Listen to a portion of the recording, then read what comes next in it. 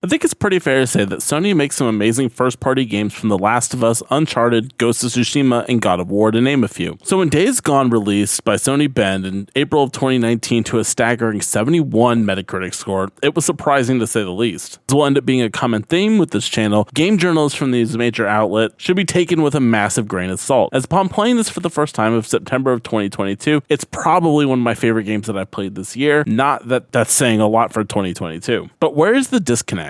Well, let's saddle up and explore what Days Gone has to offer and why I personally have enjoyed my time with it. If you like this video, please consider hitting the like button and let me know what you think of Days Gone in the comments down below. All of it helps get this video into more of the algorithm and to get to more humans, and to be selfish, I just love the discussion, especially concerning games like this. So let's just hop right into it. What did you do?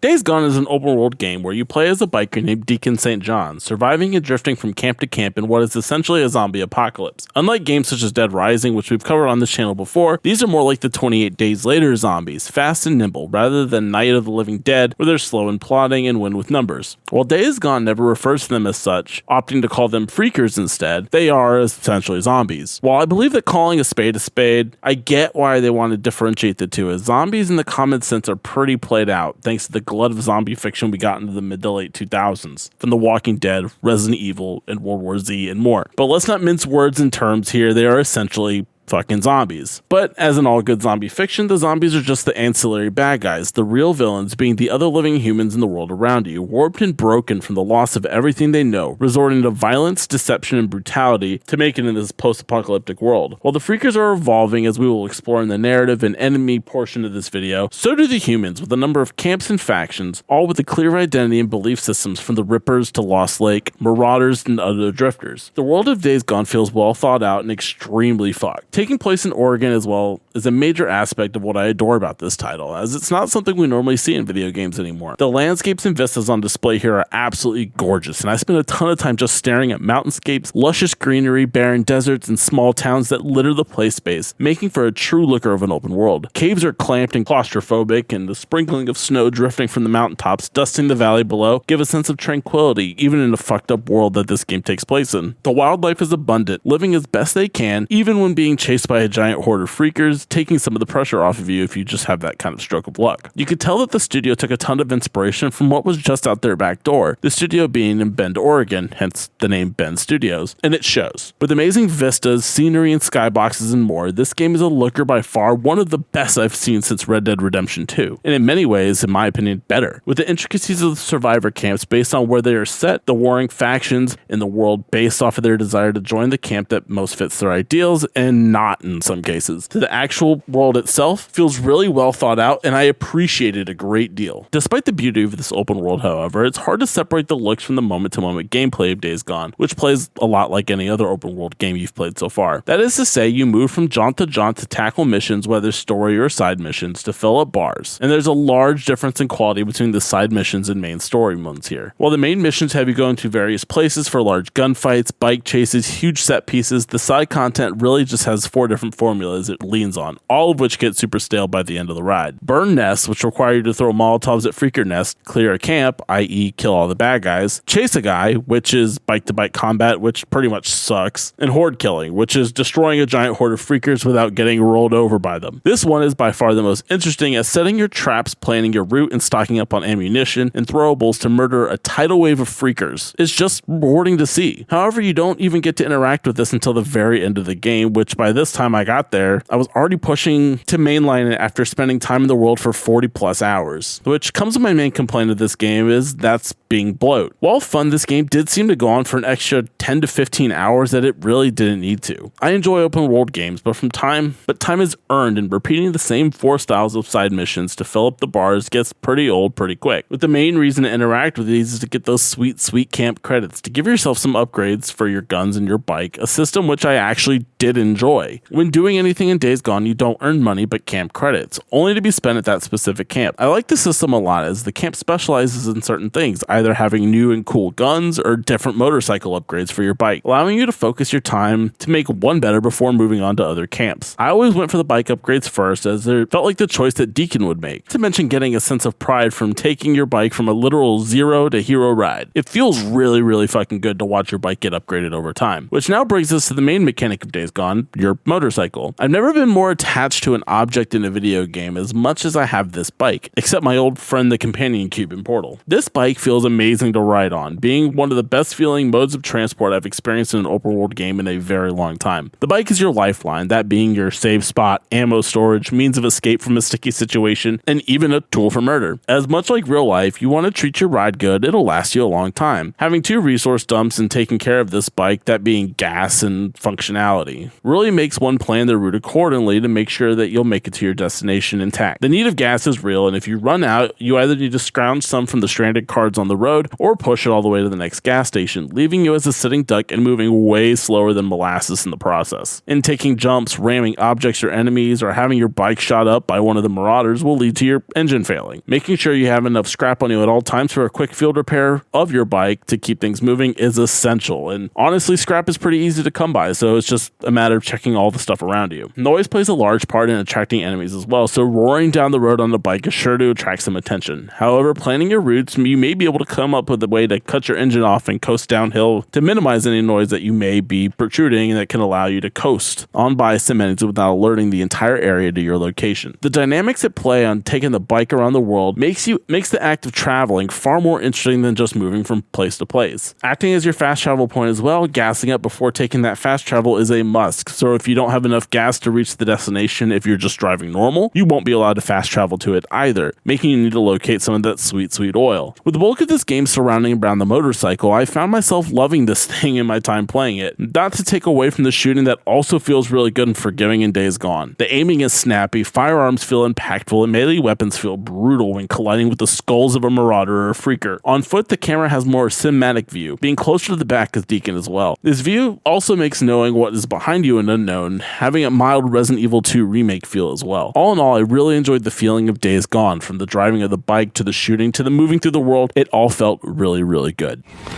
Yeah, she's burning up. The knife must have nicked her kidney or something. She's turning septic. How you doing, little sister? The real aspect that caught me off guard about Days Gone was the narrative. In an unconventional mode of storytelling, the game begins with a wide branch of threads you, the player, can choose to pull on. The game opens with a younger Deacon getting his wife Sarah into a helicopter to evacuate a city that's being overrun by freakers. With Sarah suffering from a stab wound and a friend and fellow bike gang member, Boozer, suffering from a bite, Deacon puts Sarah on a helicopter and they take off, staying behind to make sure Boozer makes it as well. This is due to weight limitations of the helicopter, as they're already evacuating with a ton of people and only 2 people can fit, and not wanting to leave his best friend behind, Deacon decides to stay and help Boozer while getting Sarah off to safety. We skip forward 2 years and we see a much more disheveled Deacon St. John on a bounty hunt for one of the local camps who has a stash of drugs hidden away. Boozer and Deacon get their mark, and on the way to get Deacon's bike, a fuel pump has been shot out, and while heading off to go get their piece to repair it, gets ambushed by a bunch of rippers who seemingly are hunting the 2 down. Taking a blowtorch to Boozer's arm, inflicting massive burns, Deacon clears them out and gets him back to their own camp, only to return to find that his bike has been stolen as well by the local camp. In tracking it down, he finds that it's been scrapped for parts already and is given basically what can amount to as a loaner. Bring around the loaner. The loner? The loner? Just in this 1 hour-long intro, we learned a lot about Deacon, characterization that is not explicitly said but picked up in context. You can tell that Deacon and Boozer are more than just friends, but brothers at heart and would literally do anything for each other. You also learn from them that Sarah is believed to be dead after last seeing her in the helicopter. This loss, rightfully so, has sent Deacon on a spiral of violence, not caring about even living anymore. Because of this, Boozer, despite his looks with his head tattoos, is the voice of mild reason of the pair in this scenario, knowing Deacon so well that when he begins knows to act irrational, he's more than likely going to go visit the site of his lost wife. In an effort to help him cope and try to get better, Boozer recommends that the two of them pack up and head south to get away from the town, the place that they call home, and the memories of the past to start a new life. Deacon agrees hesitantly. That is, until the whole burning of Boomer's Arden thing happens. Poor Boomer. As Deacon goes out looking for items to prepare for that heading south as well as to get Boomer all healed up, he heads down to his wife's final resting place, a marker with her name upon it, to recap Deacon's thoughts and feelings on everything that's happened thus far. This is a reoccurring moment, as there are numerous side missions that take you out of your way to essentially have a story recap of the main beats thus far. While doing a run for one of the local camps, Deacon spots a helicopter flying overhead with an organization called Nero on the side. Nero is a government agency that was there to work and study the infection, but no signs of them have been seen in years. Incidentally, it looks like the same helicopter Deacon put his wife on before her death 2 years earlier. And sneaking amongst the Nero guards, as they are literally unkillable, Deacon learns that Nero is studying the Freakers and their evolutions and mutations that we'll see throughout the game, and they're occurring at an exponential rate. Also learning that one of the scientists, O'Brien, was the same guy on that chopper that took Sarah out 2 years prior. In logical thinking, if O'Brien survived, then maybe Sarah did as well. After hunting O'Brien down, the two agree to help each other. Deacon giving O'Brien the intel on what he sees on other Nero patrols and what they're looking at, and in return, O'Brien will follow the trail to see if Sarah is still alive. Deacon, holding up his end of the bargain, is learning about all the different types of Freakers that there are, from the big giant brooding ones to why they all come out of caves to why they even swarm at night. Needless to say, these things are evolving at a fast rate, and in their rate of change makes them even more dangerous, as we'll see towards the end of the game. As he hunts down every Nero patrol, he basically tells O'Brien all the info, and then O'Brien kind of just leaves him hanging as he searches for Sarah some more. Obviously, feeling like a one-way bargain, Deacon kind of writes O'Brien off. If that seems like a lot so far, that's because it is. With Days Gone format and doing story content at your convenience here, pulling on the different threads reveals more and more of the story so far. While not new to open world games, I do enjoy the non-linearity of it all. But from here on, the game does begin to funnel down to a more critical path, and we'll be able to focus more on what happens in the moment-to-moment beat. We find that Boozer has taken a turn for the worse, his infection from the burns of the Rippers before not healing as expected. To save Boozer, Deacon travels to Lost Lake Camp, run by Iron Mike, and also being a camp that they were subsequently kicked out of in some prior event. Told to never come back upon fear and pain of death and torture. Willing to risk it for the biscuit, Deacon calls upon old correspondents Rick and her girlfriend, Abby, who's also a doctor or a vet or some sorts. Due to the wounds not healing up, even with antibiotics, they're forced to amputate Boozer's arm to save his life. Deacon. Okay. Hold him down right there. Okay. Goodness, I'm losing. No, he's losing too much blood. You gotta stop. He's losing too much blood. Hand me the gauze. Oh, no. Boozer, come on, man. Come on. Hold him. Okay, pal. Where? Where do I hold him? Just hold him right there. Stop panicking and Ryan!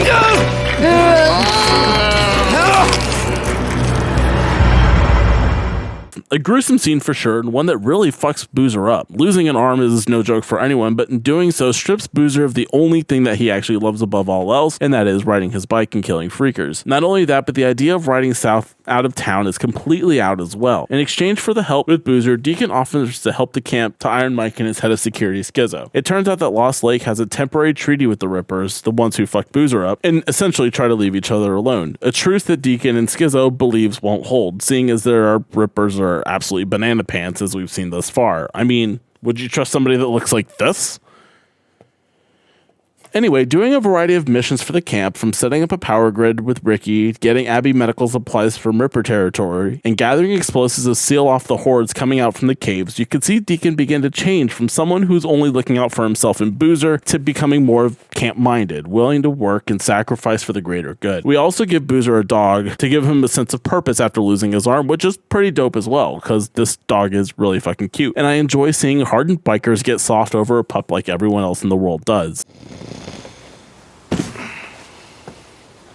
Hey, What? wake up, you lazy bastard. What's going on, man? What the hell's this? Shit. Oh, shit. Hey. Hey, how you doing, little guy? Hey, oh, easy. Hey, hold on. Huh? Where'd you come from? Don't look at me. Yeah. Hey, you look a little thirsty. Let's Let's get you some water. How's that sound?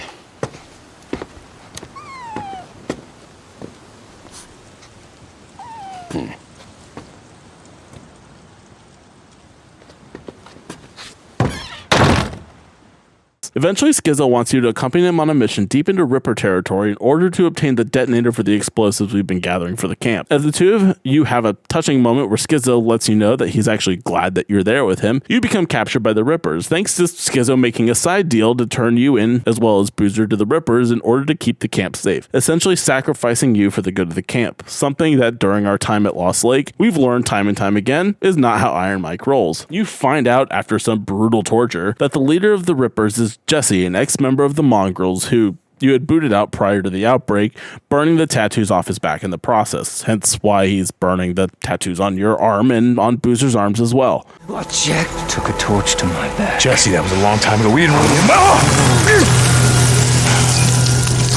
Oh, yeah.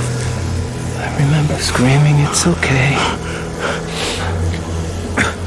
You manage to escape the camp and head back, and upon the tale of Skizzo's deal, he is banished from the camp. An unjust end for somebody who's betrayed you so hard to the people who want to kill you, and this will obviously come up later, foreshadow, foreshadow, foreshadow. To get revenge, Deacon and Boomer go to the top of the camp and blow the dam above their base, drowning the entire group in the process, and murders Jesse. Good riddance, says these dudes were fucking freaks. All seems well, and honestly, this is the point where I thought the game would actually end. However, O'Brien gives you a call that he actually has a lead on your wife being down south past the mountain range. Having been coping with her supposed death for 2 years, Deacon sets out to head through the pass in the mountains, known only to Iron Mike. Leading you up there, he, as well as the game itself, lets you know that you won't be coming back here for a while, and that if you come back, you won't be welcome. Deacon understands, and knowing what he will lose, his friends and camaraderie he's been gaining back at Lost Lake, as well as his current sense of purpose, supersedes all this from the meeting of his wife again. Deacon has a pretty sweet goodbye with Boozer, removes his mongrel's cut, shedding the life he knew to be with the one he loves. Heading through the pass, you meet a group of what looks like to be faux military members, naturally needing to be saved to have a reason to take you back to their camp. Thanks, game design. First of all, this second map is almost as big as the first, with all of its own sub-stories, infestations, encampments, and the like. However, I almost felt like it should have been around and visible, much like how it was in Red Dead Redemption 2. While having a whole new space to explore is awesome, to me it really felt deflating, as by this point I was really trying to wrap this game up in order to begin writing the script. So having a whole new area set gave off a huge sign that there was still much more to go, and boy was I right. Anyway, you enter the militia camp to meet Captain Curry, who after a set of tracking missions recommends you for recruitment into the militia under the watch of Colonel Garrett, a religious fanatic who wants to take the militia and eradicate not only the freakers but anybody who he determines is filth in the human society, as we see from the public hangings in the middle of Wizard Island, a dope name for an island to be sure. As he introduces you to the officers, we see none other than Sarah, Deacon's wife, being one of the two. The two have a less than romantic reunion as Deacon sets off to help the two scientists with their weapons of killing the freakers, Sarah actually working on a cure, and Lieutenant Weaver building what amounts to a souped-up Molotov made with napalm. While helping Sarah, Deacon convinces her to desert the militia and finish her research in the safety of her former place of employment, the Cloverdale Labs, a place that we've cleared out in one of the missions when looking for a subterfuge or some shit like that. The plan goes awry when Skizzo shows up and lies about Deacon to the Colonel. I told you he would come back, and he moves to have Deacon executed as an undesirable, only to be saved by Captain Curry as he deserts to find a new home, thanks to being scared off by the ramblings and actions of the Colonel that we've all just witnessed, and his wantings to wipe off every other camp in the area off of the map. With the intention of returning to Lost Lake now that their location is known to the Colonel, thanks once again to Skizzo, we find the camp has been decimated in a militia attack and Iron Mike has been shot, falling to his wounds after apologizing to Deacon and making sure he found Sarah. This is a touching scene, having Iron Mike and all of his friends coming around him and Iron Mike only focusing on apologizing for how he treated Deacon in the past. It's pretty fucking touching. Kind of like a father figure talking to his son before he subsequently passes away. Deacon heads outside and rallies the camp to hit back at the Colonel, using a tanker filled with explosives to ram through the gate to take out the camp and rescue Sarah in the process. The plan all comes together despite thinking Boozer actually killed himself in the truck, spoilers he doesn't, with Skizzo being disposed of and the Colonel getting got, with Deacon taking the mantle of Iron Mike to run the camp. The game ends, but not without 4 secret endings, one of that being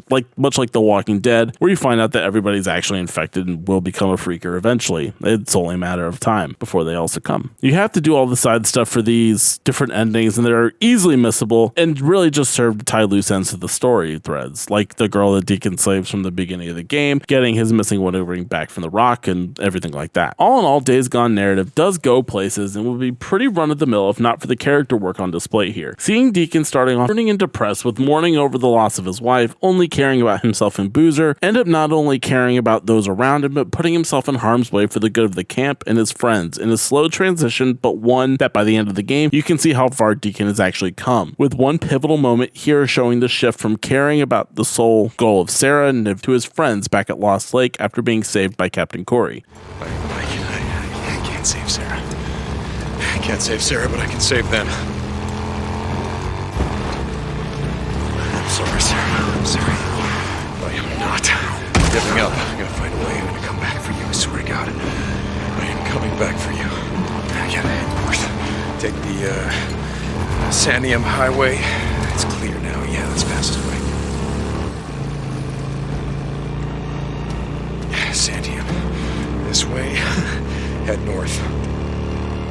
During the game, we've seen a ton of flashback sequences of Deacon and Sarah as well, how they met, their wedding, and their interplay with their relationship. While hokey at times, it's clear that these two truly love each other to their core, leading to Deacon's morose attitude when he thought that he lost her forever, basically losing one piece of him. One part that we need to address that's heavily memed on, especially with these brain-dead fucking reviewers, is the scene about riding me as much as you ride your bike. Only if you promise to ride me as much as you ride your bike. While hokey out of context and pretty cringy if I'm being honest, this line is actually in reference to what Sarah had said in an earlier scene, and with context makes this a lot more sweet rather than cringe. Deacon, Will you... will I? Will you,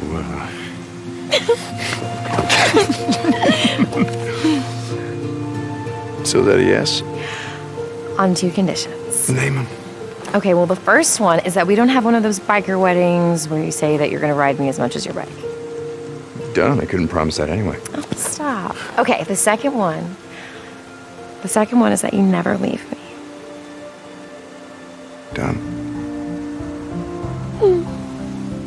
I love the relationship building in these scenes, showing how two people from such disparate walks of life can come together in love for each other. It's truly heartwarming and sweet, and as a man who likes a good rom-com, I like these scenes a hell of a lot. The supporting cast is amazing as well, seeing Boozer struggle with the sense of purpose after losing his arm, Iron Mike keeping a camp together and not wanting to stoop to the level of other tyrannical camp leaders like others we've seen in the game thus far, to how sadistic and evil the Colonel actually becomes as a complete dichotomy to Iron Mike, on the opposite end of the spectrum of being a massive shithead. Hearing his ravings and sermons in the town square is disquieting and shows how unhinged he's actually become in this apocalypse. While there's some threads that aren't as satisfying, that being the whole Jesse and the Rippers timeline that just kind of ends, this game is more centered around the growth of Deacon in this world. The stories that are more focused on a character rather than the individual plot details is something I am all here for. I know that we'll never get a sequel to Days Gone, as Sony has basically said as much, putting Ben on another unannounced project and not having anything else to do with Days Gone. And with the two leads of the team being let go, but there's something really special here that I wasn't expecting. Seeing how Deacon grows as a character, as well as the growth of the other characters around him, and how each one of them change an aspect of Deacon that, we never saw in the beginning is truly touching and makes this game in my eyes really special. While having a low score upon release, this game really deserves a second chance in the eyes of the consumer, and in my opinion is a great time with a good plot and amazing characters to boot. I have a feeling that if you went and picked up Days Gone, especially when it's on sale, and it seems to go on sale about once every 2 months, you won't be disappointed. But what did you think of Days Gone? Let me know in the comments down below, and if you made it this far in the video, please don't forget to hit that subscribe button and give this video a like. As I said before, it does get this into the algorithm to more people and helps the channel grow exponentially. A link to my Discord will be down below in the description, and I hope to see you guys there. Until next time, my name is Brendan, and I'll see you guys in the next one. Have a good one. Bye.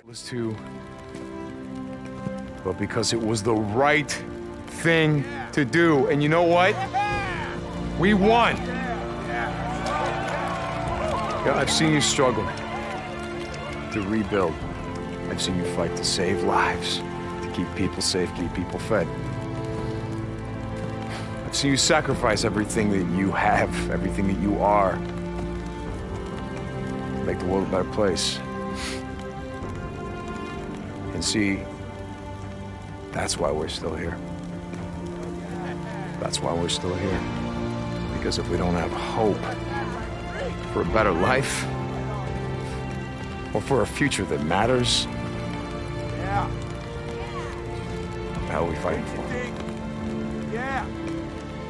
You know, Iron Mike, he once said to me that we make the world what it is by what we do. Huh? What did we do?